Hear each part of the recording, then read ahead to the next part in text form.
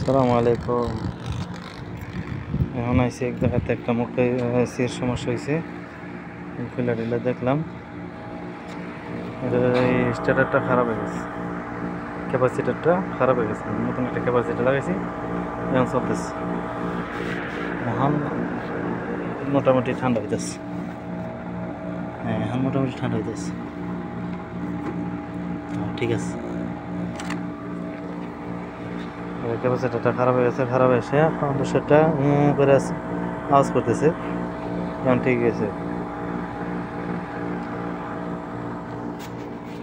গরমের দিন এসির সমস্যা প্রচুর রয়েছে।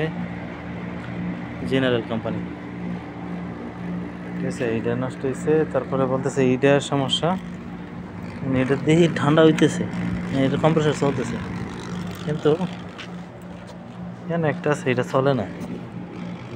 এটা চেক করতে দেব,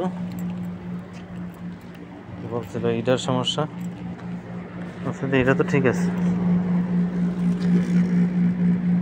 না এটা ঠিক আছে, এই দুইটাই সমস্যা।